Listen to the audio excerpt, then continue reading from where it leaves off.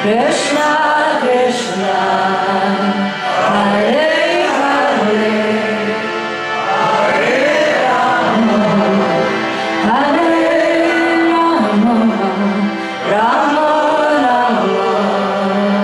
Hare Hare.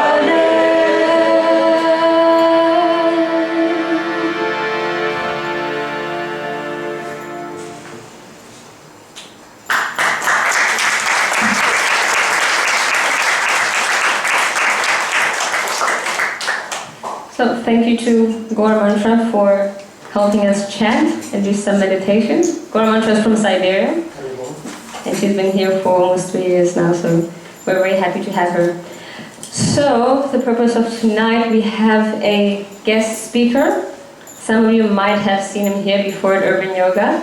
Devamrita Swami is a traveling monk who has, since the 1970s, been traveling around the world in almost every continent and talking about and sharing with us his insights about issues that we face individually and collectively. So from wealth, finance, ecological problems, etc. So he comes to places like Urban Yoga and different institutions and colleges and gives some insight and some encouragement as well. So we're very happy to have him here tonight and can warmly welcome him to Urban Yoga.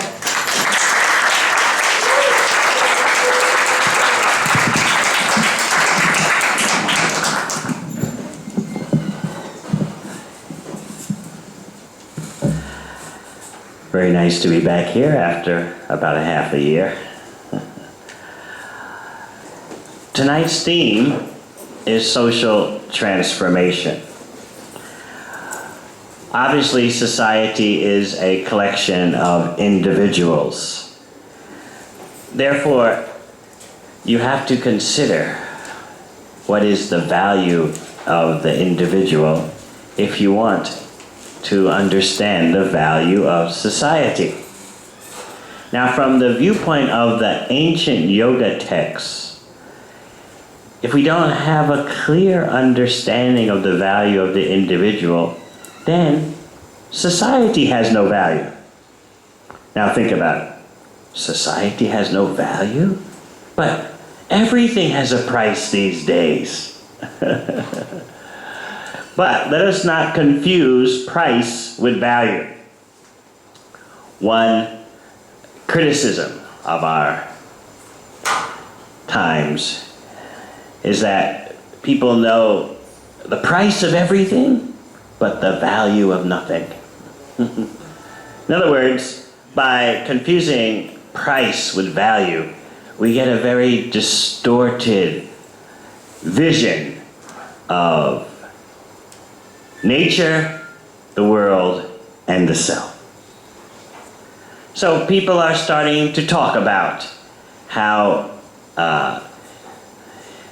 nature is economically invisible, in that we don't actually see the enormous value that nature is providing for us. And perhaps that's because we don't get any invoices in the post. The bees, when they pollinate, do they send you an invoice? So much of the food-bearing trees, so much of agriculture depends on pollination from the bees, but they don't send you any invoice. Some ecological economists have tried to calculate the natural services offered by bees, and they came up with the worldwide total of 19 billion US dollars. Just the service provided by bees. And what about nature as a whole? We think of all the services that nature offers: fresh air, fresh water, forests that guard against erosion and flooding, and there's water filtration provided by the wetlands, and On and on you can go. What nature offers us as service. But because we don't put a price tag on it, therefore we think it has no value. We don't have to worry about it. One of the cardinal assumptions of today is that the earth provides unlimited resources, and it also provides unlimited space to dispose of waste once we exploit the resources. So we just think all this is going on automatically. In that sense, nature is economically invisible because it's not priced by the market system. Now just think of our situation today. If you want to transform society, you're dealing with ignorance about nature, and you're also dealing with another kind of ignorance. We'll get to that. But in order to get to that second kind of ignorance, let's continue to focus on nature so that we can see how far off we are from reality due to knowing the price of everything and the value of nothing. We don't value nature. In fact, we think that only a very poor person is so dependent on natural systems, ecosystems, so that if there's some drought, or if there's a flood, or if a forest disappears, only a poor person would be totally bent out of shape and even put out of action. Whereas we live in the cities and we are shielded from all natural disturbances. We're not so dependent on crises brought about by human beings' destruction of nature. So therefore, I remember listening to one social commentator, and he was explaining, and he really felt the angst. He was very sincere. He said,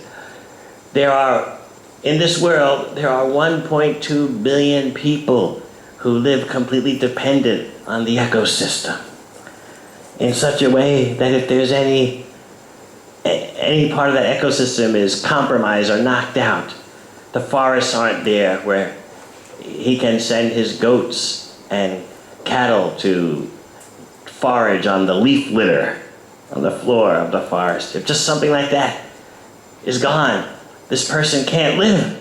So he was very evocative and was crying out, just think, 1.2 billion persons are living like that, so dependent on the ecosphere. So I raised my hand. I said, I appreciate very much your feeling this way, but I would just like to dispute the number. It's not that it's 1.2 billion people who are living so dependent on the ecosphere. Try 7 billion. That means everyone. It may just look a little more disguised and a little more removed. Like here we are in the city, so if there's some natural problem, we're not so affected, we're not put out of business, so to speak. But no, we're just a little removed. And whether that being a bit removed is good or bad, we'll have to see. If the city stops providing its services of water, sanitation, electricity, and so on and so forth, this would be a hellish place to live in. So what's happened, as you know, is we are depending on urban systems rather than natural systems, and we think that means we're more advanced. So it's not just the poor desperate people of the world who are dependent on nature. It's everyone. But we ignore that because nature has no price for its services. We're not, as I said, we're not getting any invoices in the post. You don't see any debits in your FPost account or your credit card. You don't see nature charging you. By the way, last month you purchased $10,000 worth of fresh air. You don't see that on your credit card bill, your statement. So we take it all for granted. Because there's no price tag. Just think how we've become so price conscious. For anything to be important, it has to have a price on it. Even peace and war have price tags. Oh, this, life in the USA, forgive me. Oh, this war is costing us too much. Maybe it's not good. So, we calculate the price of everything, and if it's too high, then we don't like it. Now, I've explained that with this price tag mentality, we don't properly value nature. But it's not simply nature. What about our very self? The ancient yoga texts make us aware that this human form of life has very special value. But how many of you have put a price tag on your human life? It's true that if some bees are wiped out, no one cries. A few will. They understand how everything fits together in a holistic way. But if a swarm of human beings are wiped out, then it's considered a tragedy.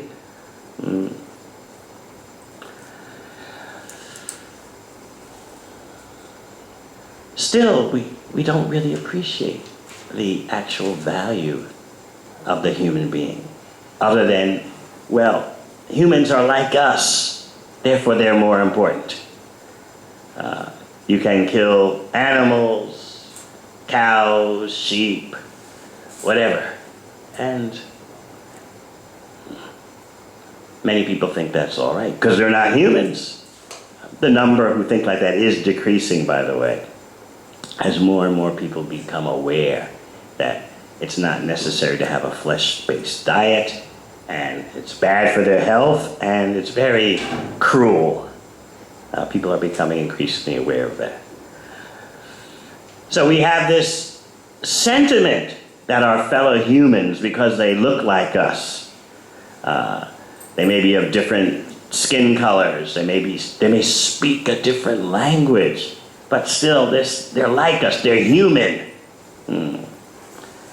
So out of sentiment, we have that kind of unconscious valuation, but we need to go deeper to understand the real value of the human form of life. Otherwise, you'll find people easily say that, well, human beings are just a royal version of the animals, and that there's no real difference. And the yoga texts do agree with that perception. The yoga texts explain that human beings and animals have 4 things in common. They all eat, they all sleep, they all engage in reproduction, whether that reproduction is impeded or not, and they all are concerned with defending themselves. So in this way, yes, human beings are a more polished version of animals. But these days, many people would argue that the polish is wearing off. Particularly when we consider that what other species do you know that destroys its own habitat? Only human beings do that. So yes, human beings and animals share some characteristics. But the ancient yoga texts point out that there is one specialty that the human beings have, one distinct advantage one distinct characteristic, and that is the higher consciousness necessary to understand and answer the big questions in life. What is my identity? Why am I here? Where did I come from? What is this world? Where did this world come from? Why is there this world? You don't notice a bunch of chickens or a school of fish congregating to discuss these issues. But human beings have the capacity to answer these questions. And that capacity distinguishes them in the truest way from the animal forms, because the human beings have developed consciousness. So the ancient Vedic texts explain that it's the greatest tragedy when the human beings neglect their developed consciousness and simply pursue things that could be had in any species of life. I'll tell you a story.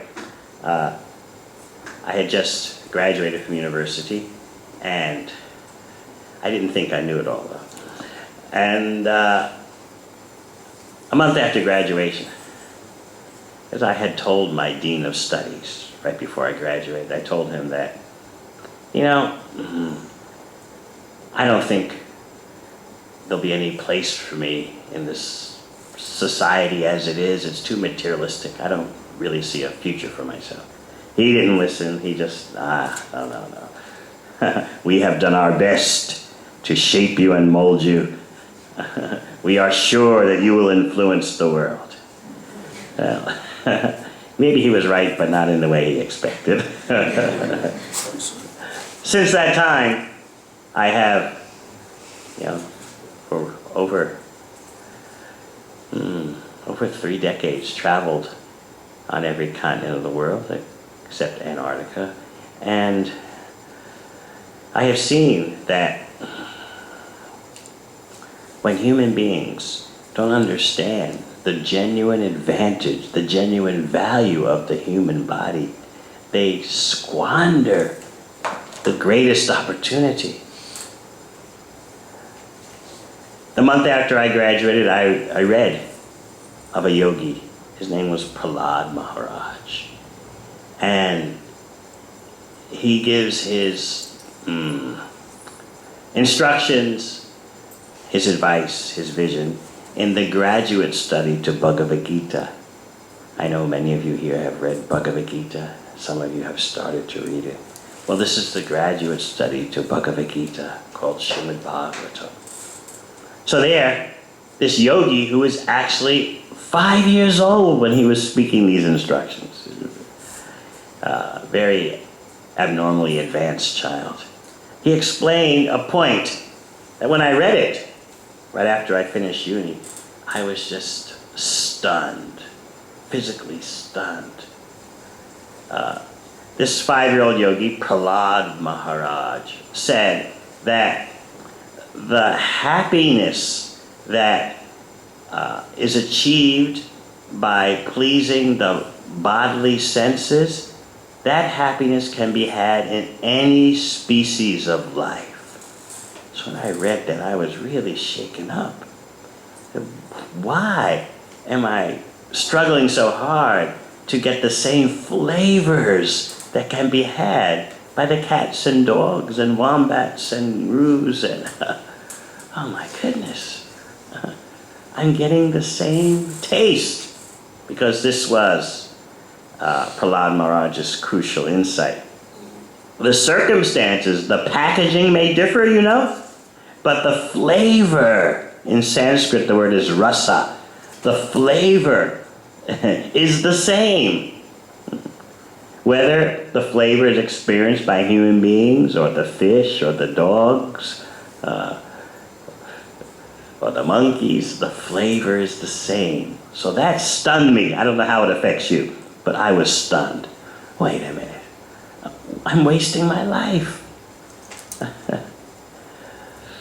Not only is the same flavor, the sense gratificatory experience has the same flavor no matter what kind of body you have, but also human beings are in such anxiety pursuing that same flavor. The animals aren't in anxiety about it, but the humans are in such anxiety. And while pursuing that flavor, the same flavor that the animals get, the human beings are trampling the earth, destroying the ecosphere, destroying their own habitat, destroying the very bed that they sleep in. So please, let's think about this.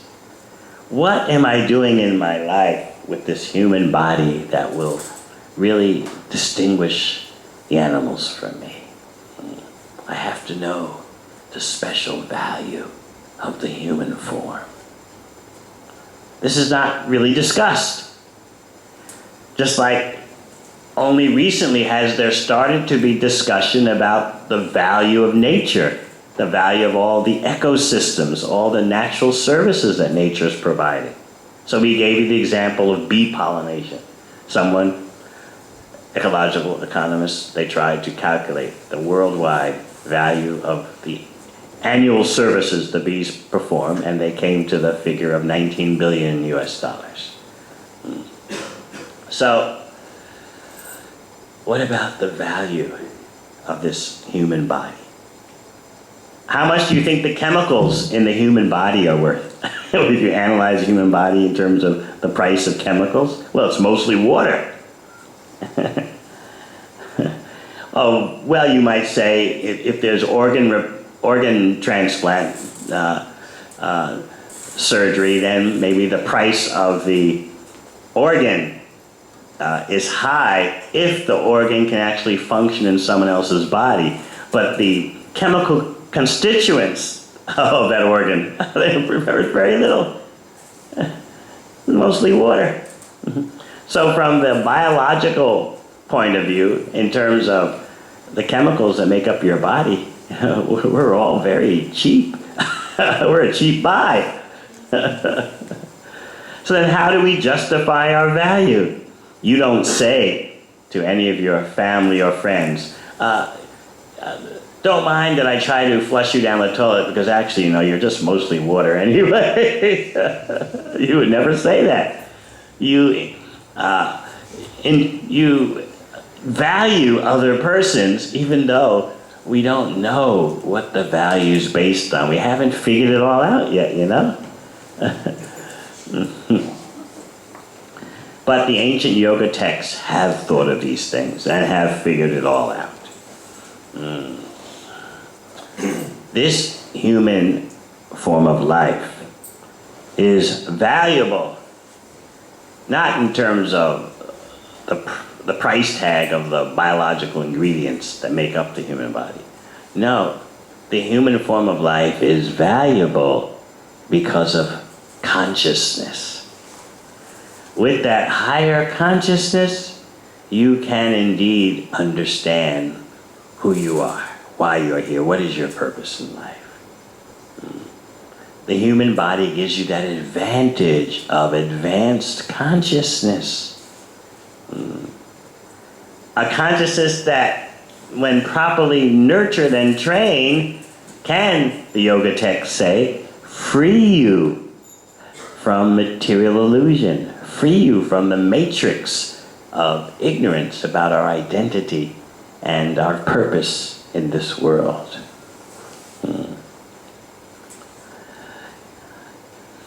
There is a very concise Sanskrit formula in which so much meaning is packed into a few words. Atato Brahma Jigyasa. Now is the time for you to become enlightened. Just a few words, but such deep meaning. Now is the time for you to become enlightened by making inquiry into what is the supreme truth. So you can take apart every word. If you know Sanskrit, you'll find such depth in each word. Atato, therefore, now, in other words, taking into account so many things, we come to this conclusion. Now is the time. All right, we can elaborate on why now is the time. Why have we reached that conclusion that therefore you should inquire into the Supreme Absolute Truth? So all this meaning is packed into this formula. In Sanskrit, it's called a sutra. A sutra means essential truth, concisely and eloquently spoken. So the three things have to be there. The truth that the sutra conveys has to be essential, not something superfluous or trivial. Or so the truth has to be essential, and it has to be very concisely spoken and very eloquently spoken. So, atato brahma jigyasa. Therefore, now is the time for you to become enlightened. Why therefore? Because, number one, you've already experienced all the flavors of bodily gratification that you can have in the human form. You've experienced it in so many other forms. And how did you do that? Because of the cycle of repeated birth and death. We have taken so many different kinds of bodies. Even the yoga texts explain we've taken so many different types of bodies on so many different planets. Whether we can see all that going on or not. It's happened. In other words, we are so experienced. We've done all these things over and over again, pursuing the same flavors, although the packaging is different. Sometimes you go to, supermarkets and they have their own generic brands of things, like laundry powder or this or that, the other. And they just, they say, the other brands spend so much on advertising on television, but, we just give you our generic brand and it's cheaper because it's actually all the same thing. Just the packaging is more simple. So the taste of material pleasure is the same in any species of life, and we've already done it. Therefore, it's time to turn upstream. We've already gone with the flow in so many species of life. We've, in so many species of life, had our partners, we've had our nests, our homes, whether it's a penthouse or a hole in the ground, we've had our homes. We've had our children in so many species of life, whether they were fish children or rabbit children. We've already done it, been there, done that. But now, the human form of life gives us the distinct advantage of higher consciousness, and we can get to the bottom of all this constant changing of bodies. The yoga text Bhagavad Gita teaches you how to see the whole panorama of bodies changing. How the spirit soul, that particle of consciousness, goes from one body to another. Death is not the end. As Krishna explains in Bhagavad Gita, Asmin Dehe, that Sanskrit means within the body there is an indestructible particle of spiritual consciousness called the Atma in Sanskrit, or you can translate it loosely in English as the soul, the spirit soul, that indestructible particle of spiritual consciousness. And that particle is not destroyed when the body is destroyed. Krishna gives a very interesting example why you could see it so. Because even in this very lifetime, You've changed bodies completely so many times, but still your basic core identity is still there. So why should we think that when the change of body, known as death, comes along, that's it? When you've already maintained your identity through so many changes of body in this very lifetime. So this is Krishna giving you a completely different way of looking at an ordinary train of events. Krishna says, Dehi no sminyata dehe, komaram yoganam. Just like you change from babyhood to boyhood, girlhood, young adulthood, adult, old man, old lady, similarly, death is also a change, which leads again to birth. So Krishna explains, for one who has died, birth is certain, and for one who has been born, death is certain. Round and round you go on this carousel, this merry-go-round. Tasting the same flavors.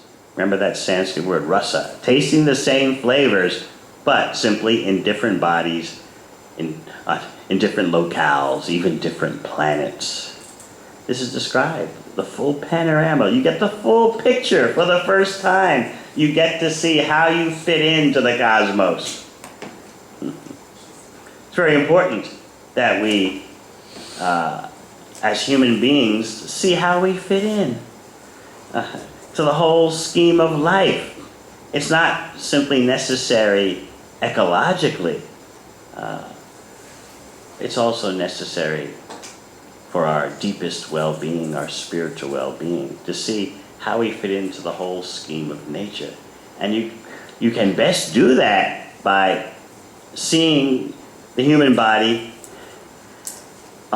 along with so many other possible bodies you can take, bodies you can get, and noting the advantages and disadvantages of each body. For example, if I'm sure it's been explained here about the various advantages of bodies. Yes? Yes. For material purposes, the human body is not so good, you know. A slight mistake in eating and you get, stomach problems. You can't just eat anything and everything. If you just get on the plane and go to Southeast Asia or go to India and you're not careful what you eat or drink, you know what happens. You get some gastrointestinal problem because the human system is very delicate. You can't sleep day in and day out unless you just really take some pills, some drugs. Human beings just can't sleep all the time, unaided by some artificial additive. They can't do it. But there are animals, as you know, that have no problem sleeping a whole season away. You don't have bears in Australia, do you? Koala bears, yeah. How you pronounce it, koala? Huh? Koala bears, okay. So, in North America, they have grizzly bears. And they sleep the whole winter, no problem. That's like 4 months, no problem. You can't do that. The grizzly bears, they eat enough during the off season and put on so much weight, and then they just sleep the whole winter. So I know sometimes you like to do that. You just, I'm so tired if I could just sleep and sleep and sleep. But you can't. You have responsibilities to do. But the grizzly bears, they can do what you can't do. They can just sleep a whole season away. Even when it comes to the most overhyped human activity, and we won't say exactly what that is, but except that it's totally overhyped. Even when you think about that, human beings are actually very deficient. The animals don't have so much anxiety and social pressure and so many complexities they go through about that activity. But human beings have like loaded all their weight on that overhyped activity. This is the make it or break it activity, the defining moment. And they get so full of anxiety about it, and things become so complicated. But you don't see that in the animal species. When the right season comes around, things happen. When it's not the right season, nothing happens. The animals don't worry. You know, you don't see the rabbits, you know, talking to each other. Did you take your pills? Oh, you forgot. Oh no. Huh? So, human beings, though, they go through so many traumas and complications and worries. Just the simplest thing. Okay, we'll leave that overhyped activity and we'll go to defending. Human body is not very well fortified against attacks. It doesn't have the armor. It doesn't have the nails. It doesn't have the teeth. It doesn't give off a ferociously bad smell.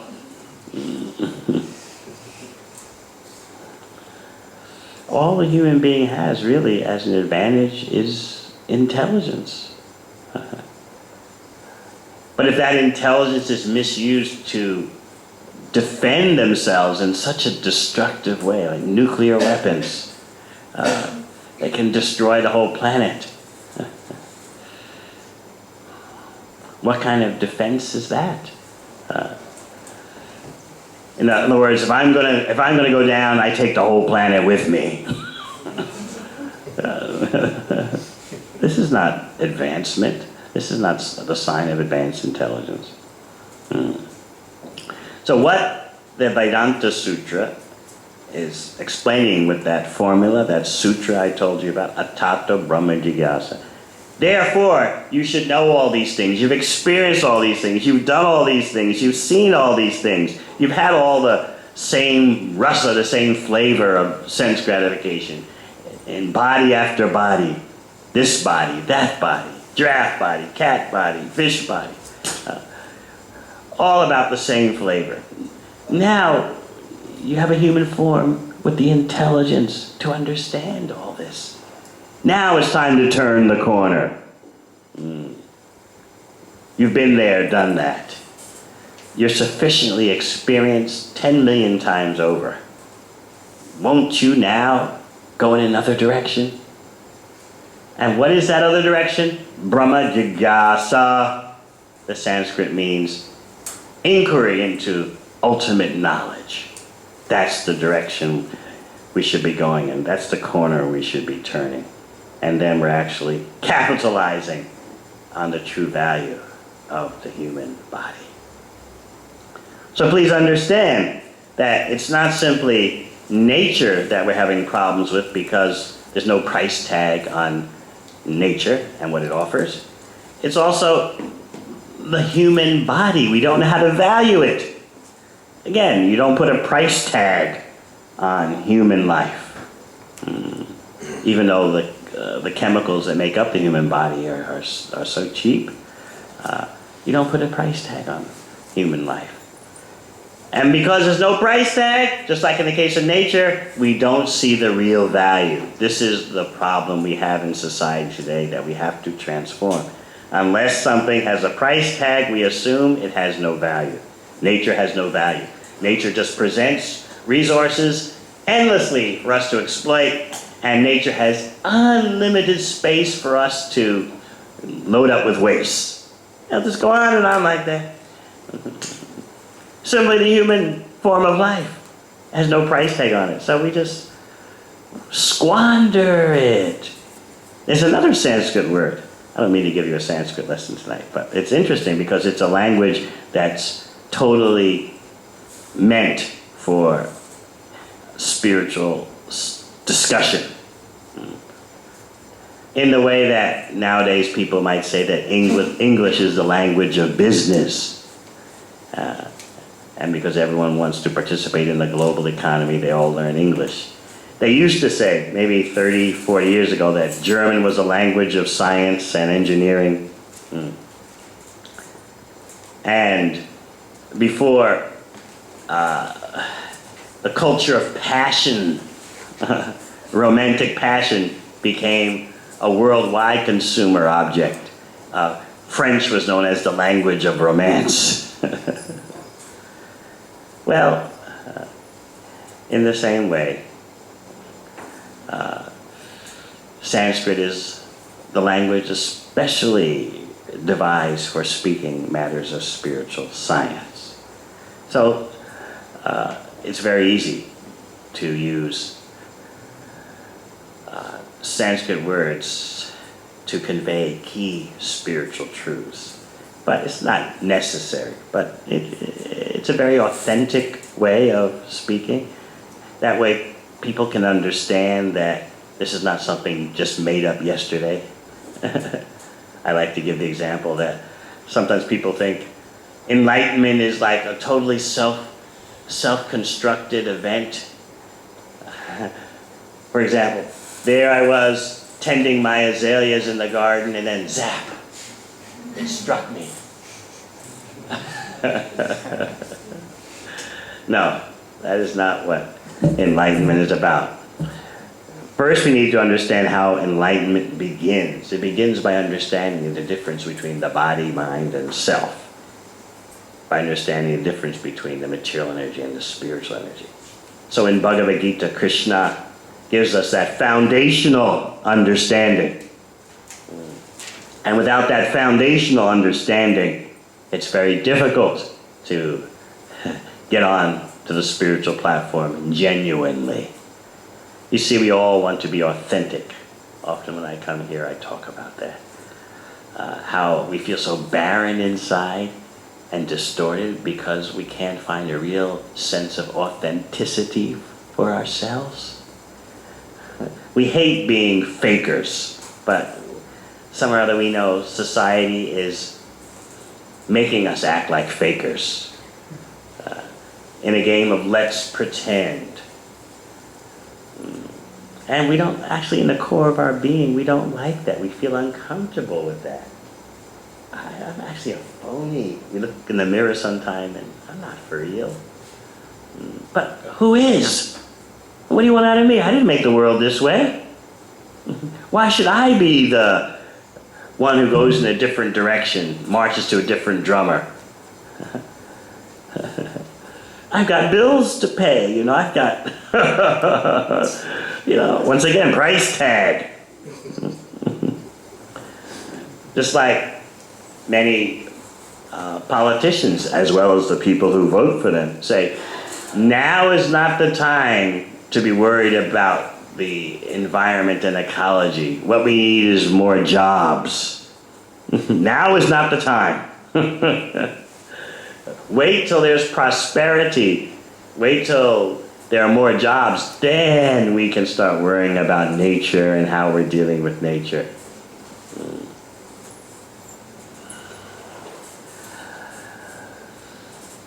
In the same way, when it comes to our own enlightenment, our own ultimate success in life, what do we say? Now is not the time.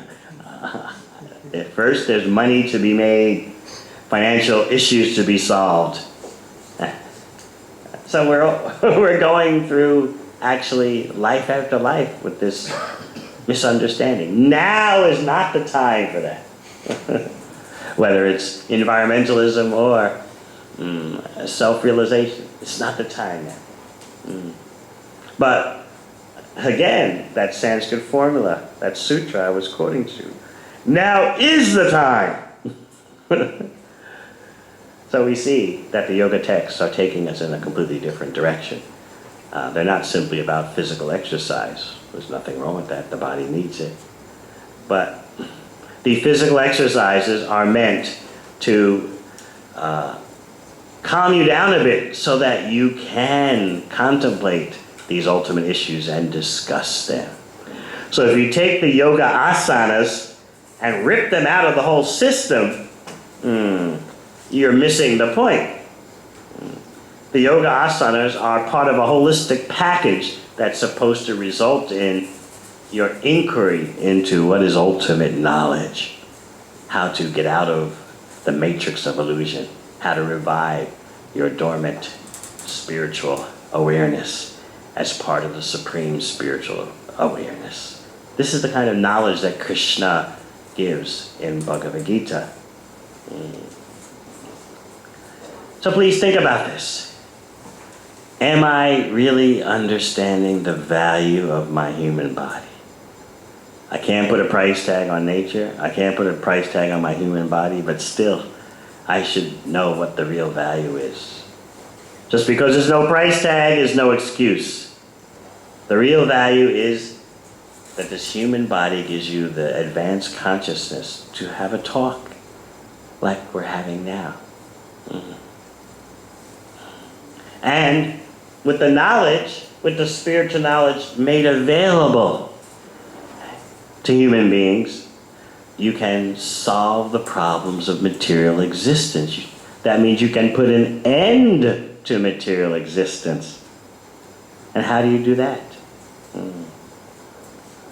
Yoga means to connect, to link. That means we should understand what is the topmost connection.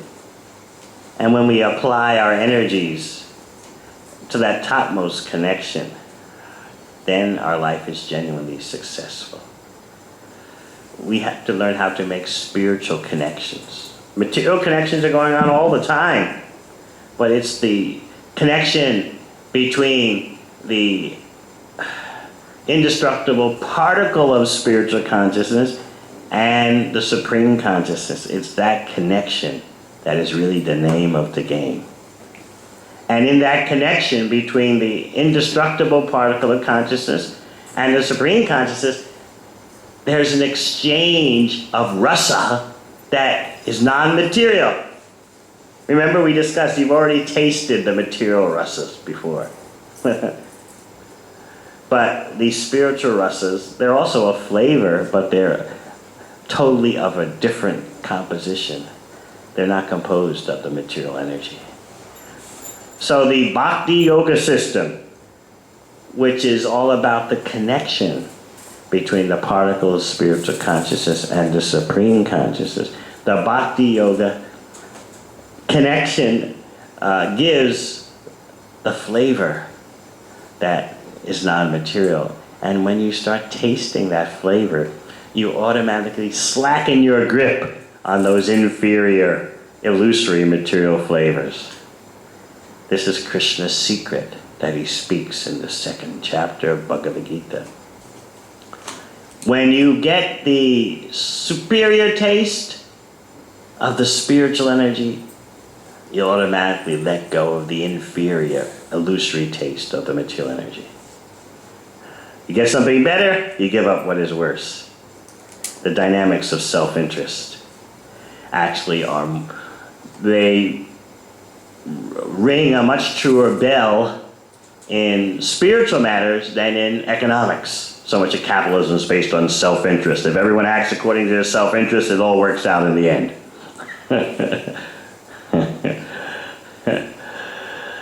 But nothing works out well in the end in material existence. In spiritual affairs, though, if you actually know what is your self-interest,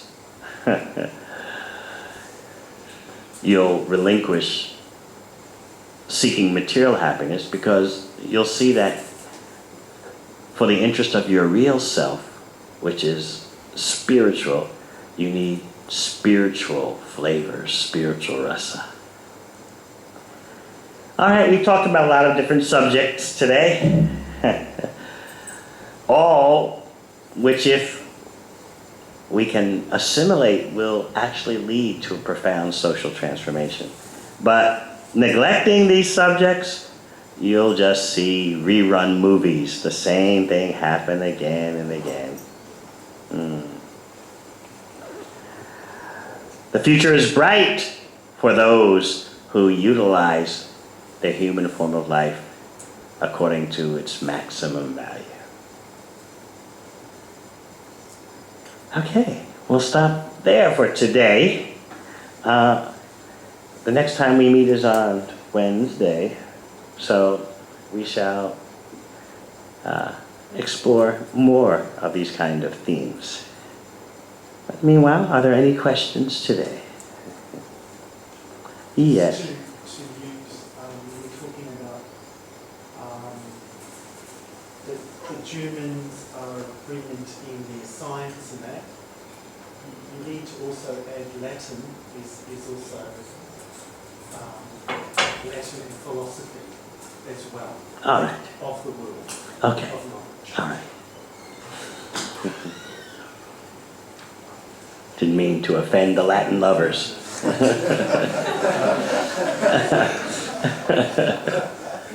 Yes. Same subject. What about the Hebrew language? Okay. I was just giving a loose example. You know, it wasn't like germane to my presentation. All right. Otherwise, I could be getting phone calls from all over the world. What about Swahili? What about Russian? Oh no, not Russian, but Ukrainian. And then it just goes on and on and on. So I was just, it was a, example in passing, Anything else? Yes? In the Bhagavad Gita, they speak of the Brahmana ships. And I wonder, do you believe that those who came here originally, will they return? Or is this a possibility in the lifetime of mankind existence on this planet? To return where? To here. I mean, thousands of years ago, these people came here. Oh, I think I understand what you're referring to, but let me just explain for the sake of our audience. Yes, in the ancient yoga texts, interplanetary travel is considered routine and ordinary, like you're riding a bicycle to the corner convenience shop. But it's not done by machines as we know it, the gross technology as we know it. The yoga texts describe crafts that are powered by mantra, sound vibration. But that's a whole, you don't want to get too far out there, do you? We have limited time here, and we want to deal with the most essential subject matters.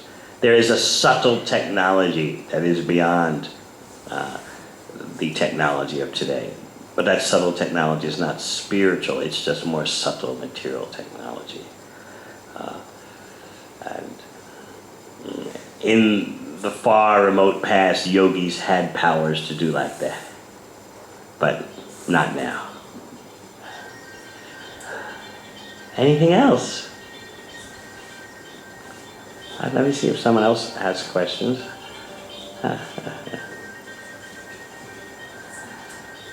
I've been waiting for this to go away.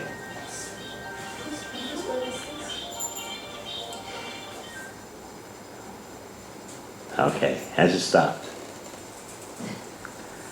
All right. Yes. My question is, are we in a new age?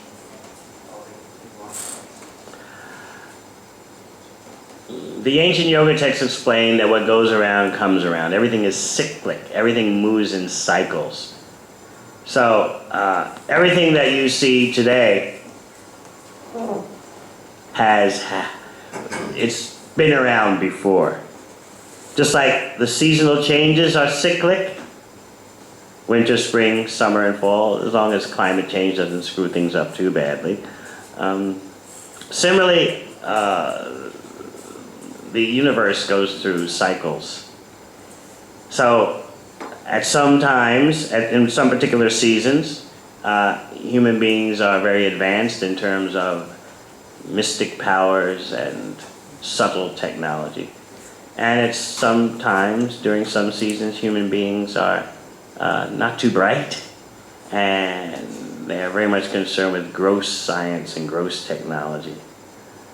So these are advanced subjects described in the graduate study of Bhagavad Gita. That graduate study is known as Srimad Bhagavatam. So, as far as a new age of enlightenment, let us see what the people do. The choice is theirs. It's not that automatically it's going to happen to them. They have to make some choices. You can't have it all, you know? You have to decide, do you want to go in the spiritual direction or the material direction? There are always trade-offs. Life in this world is like that. And life is short. The yoga texts describe that in the remote ancient past, human beings actually lived longer. So now our life, it's 75 years or so. Women generally live longer, according to statistics. It's not a long time. So we need to focus on what are the ultimate concerns and mold our life in that way. And it's our choice whether to do that individually and as a society. Those of you who are seeking to advance spiritually through spiritual knowledge and a spiritual lifestyle, I don't know that you've ever gotten any certificates from the government. We've heard that you're interested in being enlightened. We're so happy that you are a resident of this state. Has anyone ever gotten such a certificate in the post? Have any stores offered you special discounts? Oh, we hear that you're interested in enlightenment. Okay, 10% off on anything you buy here. No, it doesn't happen like that. There's so many distractions, so many illusions, and we have to make a conscious choice based on knowledge and sincerity. Take our life in another direction. Yes, if enough people do that, you'll see a change. Excuse me, Master, is it still question time? Well, I'm the servant, but you can ask a question. I just wanted to know what the Vedas say concerning abortion. What cycle of life, from your understanding, would a child that's terminated take on? Because obviously they don't have that cycle from your belief. I just would like to know. I won't tell you from my belief. I will tell you what the ancient yoga texts say about that. The child will seek to take birth again, but those who have so prematurely ended that child's existence in a particular womb, they have to undergo the same treatment, life after life. In other words, they'll appear in womb after womb and be aborted. What goes around comes around.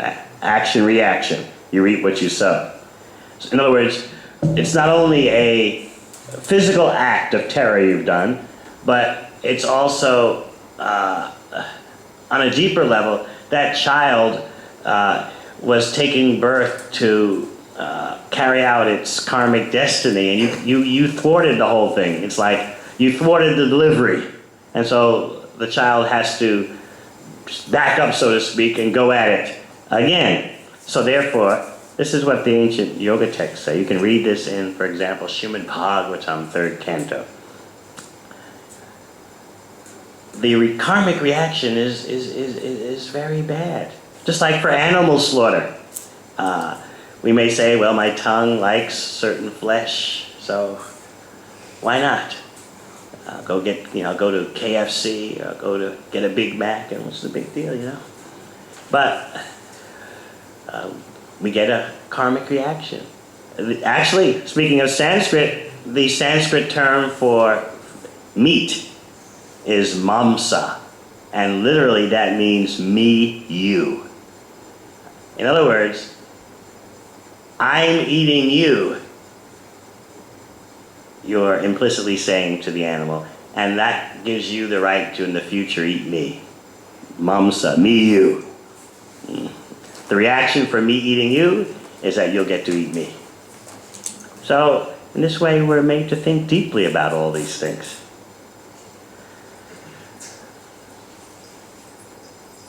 Another question? Yes? But also, I think two atheists try to kill Krishna, and two atheists, they try to kill Krishna, and he granted them liberation immediately. Where does that sort of, the mercy, his mercy? Oh, that's... ask me afterwards. That's... yes. Yes? You spoke of enlightenment. What exactly is enlightenment? First of all, it begins with understanding what is the self. Are you matter or are you spirit? If we can't get to that foundation, then nothing further is possible. So therefore, in Bhagavad Gita, for example, Krishna begins by explaining what is the self. Once you understand the individual spirit self, then you can move on to understanding the supreme self. And then you can move further to understand the relationship between the two. So enlightenment, it begins with understanding the difference between the body and the self. When I say body, I'm also including the mind. So that's a very good question. So if someone claims to be teaching you enlightenment, you have to see that beginning, and then it should go further. A mistake that's commonly made is that once you realize that you're not material, that you're spiritual, somehow or other you think that you are the ultimate. Actually, I realize I'm not matter. I am it. I am the one. I am... No, you're a tiny one. Just like a beam of sunlight, so to speak. Just roughly speaking, a sunbeam compared to the sun. The sunbeam is of the same quality as the sun in terms of like the spark of fire is the same quality as the fire. But quantitatively, there's a huge difference. So, genuine knowledge of enlightenment, self-realization, discusses how we are qualitatively equal to the Supreme, but quantitatively different. So the whole package has to be there. Sometimes the package is distorted. You are equal with the Supreme. You are it. Wow, that's great. You're shaking your head. I appreciate that you would never go for that. But there are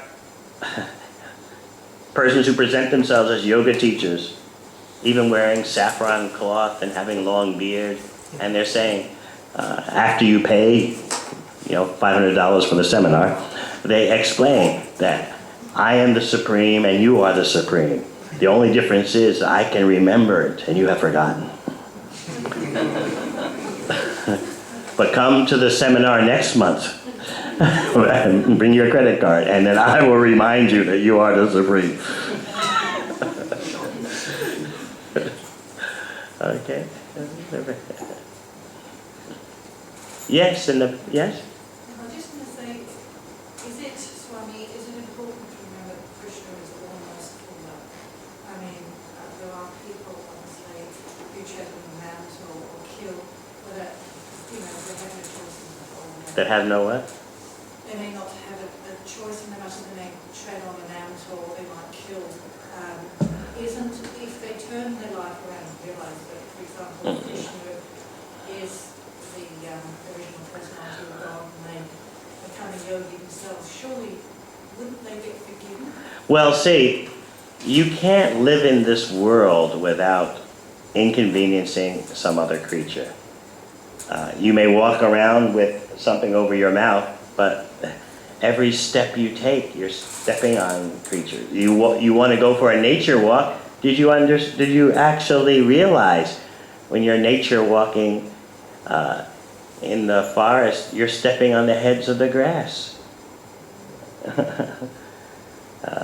They are entities. So you can't live in this world without causing some impact. You have a footprint that can't be erased, using ecological terms. Now, you can't deal with this whole situation piecemeal. Oh, I'm stepping on some grass. Oh, I'm breathing in some creatures. Oh, I turned on my oven and no doubt there are microscopic creatures inside the oven. You have to have a holistic approach. So at the end of Bhagavad Gita, since you so kindly mentioned Krishna, I like the sound of that word. So, at the end of Bhagavad Gita, Krishna says, you do things my way and I'll take care of the whole package of involuntary, unconscious inconveniences you're causing other creatures. Involuntary and unconscious.